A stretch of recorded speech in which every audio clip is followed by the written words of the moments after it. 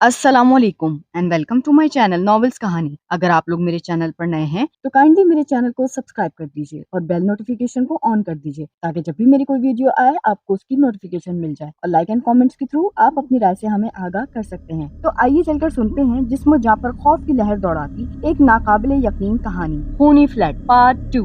एक बुजुर्ग खातून मुस्कुरा रही थी। कौसर ने उन्हें आदाब कहा तो वो मकरू मुस्कुराहट से उसे अंदर ले गई। आंटी बोली, बेटा अकेली रहती हो यहाँ मेरे पास आ जाया करो। मैं भी अकेली रहती हूँ, मेरा इस दुनिया में कोई भी नहीं है। आंटी की बात सुनकर कौसर ने पूछा, आंटी आपके शौहर नहीं है, कोई औलाद वगैरह, मतलब बेटा या बेटी? कौसर की बात सुनकर उनकी आंखों में आंसू आ गए और बोली, शौहर का इंतकाल हो गया बेटा। बेटे को बहुत मोहब्बत और चाह से पाला, पढ़ाया, लिखाया, शादी की। बहुत खूबसूरत बहू लाई थी, बिल्कुल तुम्हारी तरह खूबसूरत थी मेरी बहू। उसने मेरे बेटे के कान भर भर कर मुझसे नाफरमान कर दिया। मेरा बेटा मुझे मारता तक था। एक दिन बहू उसे लेकर अलग हो गई। जब से मैं यहाँ अकेली रहती हूँ। आंटी मुझे बहुत अफसोस है कि आपकी बहू ने आपके साथ ऐसा गलत किया। आंटी बोली, तुम अपनी सास से अलग क्यों रह रही हो? आंटी मायना खेज अंदाज में बोली तो कौसर को बुरा लगा, मगर वो चुप होकर अपनी रुदात सुनाने लगी। कौसर की बात सुनकर आंटी बोली, कहीं नंदे गलत हैं तो कहीं बहुएं। बातों ही बातों में वक्त ऐसा गुजर गया कि कौसर को वक्त का अंदाजा ही ना हुआ, क्योंकि वो जोहर की नमाज के बाद आंटी के घर आई थी कि असर की अजान की आवाज सुनकर वो अपने फ्लैट में वापस आ जाए। असर की अजान की आवाज अब तक नहीं आई। आंटी के घर की घड़ी भी जोहर के बाद ही का टाइम बता रही थी, ऐसा जैसे वक्त रुक गया हो। जोहर का वक्त थमने का नाम ही नहीं ले रहा था। फरहान 8 बजे घर आया तो कौसर को ना पाकर परेशान हो गया कि कौसर अब तक घर नहीं आई। वो जल्दी सामने वाली बुजुर्ग आंटी के गेट का दरवाजा नॉक किया। गेट नॉक किया तो बाहर से फरहान की आवाज सुनकर कौसर ने आंटी से कहा, अच्छा आंटी मैं चलती हूँ, लगता है फरहान आज कुछ जल्दी आ गए हैं। बुजुर्ग आंटी मायना खेज अंदाज में मुस्कुराती रही और बोली, बेटा आते रहना, मुझे तुम्हारा इंतजार रहेगा। घर आकर फरहान कौसर से बोली, आज आप इतनी जल्दी आ गए अभी तो? कौसर क्या हो गया है? मैं तो अपने वक्त पर आया हूँ, तुमने इतनी देर लगा दी आंटी के पास। मैं कब से आया हुआ हूँ, परेशान हो रहा हूँ। नया इलाका है, नया माहौल है, तुमने उनके घर में इतनी देर लगा दी, इतनी देर बैठ गई। कौसर इंतहाई तज़बज़ब में थी कि ऐसा कैसे हुआ? असर की अजान और मगरिब की अजान की आवाज सामने फ्लैट में कैसे नहीं आई? मस्जिद तो हमारे ब्लॉक के साथ ही है। इतनी तेज आवाज आती है अजानों की, और आंटी के घर में वक्त जैसे एक सा रहा हो। दिन का वक्त शाम और रात में कैसे तब्दील ना हुआ? ये सब क्या है? फरहान ने गहरी सोचों में डूबी हुई कौसर को झंझोड़ते हुए कहा, इजाजत देने का मकसद हरगिज ये नहीं कि तुम मेरे आने का वक्त ही भूल जाओ। चलो ठीक है, तुम रेडी हो जाओ, हम बाहर चलकर डिनर करते हैं। डिनर से वापसी पर बेड पर लेटे हुए कौसर ने फरहान को तमाम बातें बताई तो फरहान ने हंसकर कहा, इतने दिन से तुम तन्हा रही हो ना, अब कोई बातें करने वाला मिला जब भी तुम्हें वक्त का अंदाजा नहीं हुआ होगा। लेकिन फरहान में जोहर की नमाज पढ़कर गई थी, असर और मगरिब की अजानों की आवाज वहाँ क्यों नहीं आई? मस्जिद तो हमारे ब्लॉक के साथ ही बनी हुई है, आवाज बहुत साफ और वाजे आती है। फिर प्लीज कौसर, बातों में तुमने ध्यान नहीं दिया होगा। चलो अब सो जाओ, मुझे सुबह जॉब पर जाना है। फरहान के सो जाने के बाद भी कौसर इसी उलझन में रही कि वो तो अजान की आवाज पर ही गौर कर रही थी। फिर ध्यान झटककर फरहान की बात को सही बोलकर सो गई। दूसरे रोज मेंटेनेंस के पैसे लेने के लिए यूनियन का लड़का डरते हुए फ्लैट पर दस्तक देने लगा। संडे था, लड़के को यकीन था कि फरहान इस वक्त घर पर ही मौजूद होगा। जैसे ही लड़के ने दस्तक देने के लिए हाथ गेट की तरफ बढ़ाया, कौसर आंटी के घर से निकली। लड़के का हाथ बढ़ा का बढ़ा ही रह गया और कौसर को खौफ के मारे घूरता रहा। कौसर ने आगे बढ़कर अपने फ्लैट का गेट खोला और उसे खौफजदा देखकर बोली,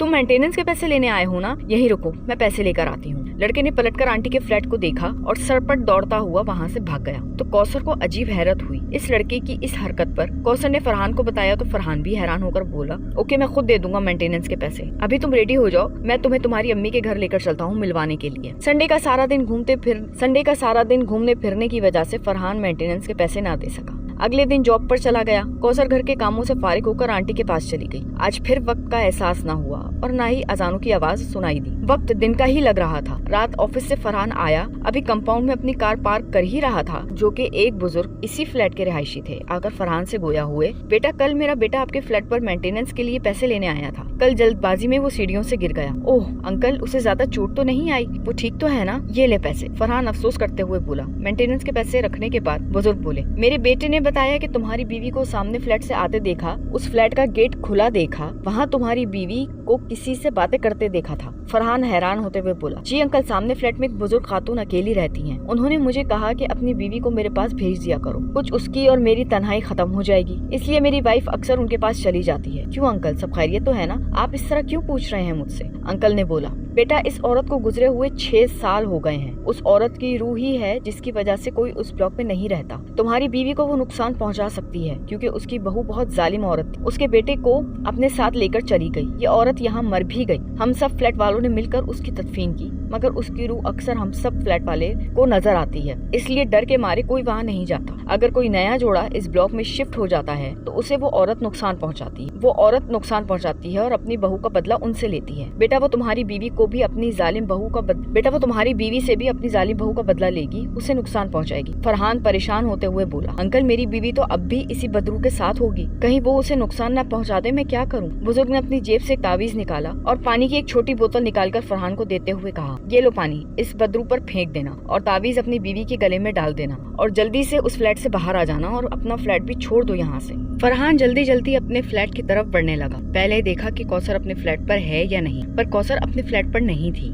फरहान सामने वाले फ्लैट को खोलने की मुसलसल कोशिश कर रहा था, मगर फ्लैट का गेट नहीं खुल रहा। गेट के बाहर फरहान की आवाज सुनकर कौसर को घबराहट हुई और वो घबराकर खड़ी हो गई। फरहान इस तरह गेट को क्यों पीट रहा है और इतनी आवाजें क्यों दे रहा है? मैं गेट खोल देती हूँ। कौसर गेट खोलने के लिए आगे बढ़ ही रही थी कि बुढ़िया के बाल खुलकर बिखरने लगे, चेहरे पर चोटों के निशान उभरने लगे। चेहरा इतना भयानक हो गया कि कौसर का डर के मारे चीखें निकल गईं। फरहान को कौसर की चीखें सुनकर मजीद गेट खोलने की कोशिश करने लगा, मगर गेट था कि खुलने का नाम ही नहीं ले रहा था। बुढ़िया कौसर के सामने आकर शैतानी हंसी हंसते हुए बोली, एक माँ को उसके बेटे से तूने अलग किया है ना? आज मैं तुझे जान से मार दूंगी। आज तेरी जिंदगी का आखिरी दिन होगा। हा हा हा हा। बुढ़िया ने कौसर को बालों से पकड़कर घसीटना शुरू कर दिया। कौसर की चीखें बुलंद से बुलंदतर होती जा रही थी। फरहान बाहर परेशान हो रहा था। फरहान ने पानी की बोतल जेब से निकालकर गेट पर पानी की चंद छींटे मारी तो गेट अपने आप खुलता चला गया। फरहान फौरन अंदर दाखिल हुआ। उस बुढ़िया ने कौसर को बालों से पकड़कर हवा में उठाया हुआ था। कौसर लहूलुहान थी और मुसलसल दर्द से चीखें मार रही थी।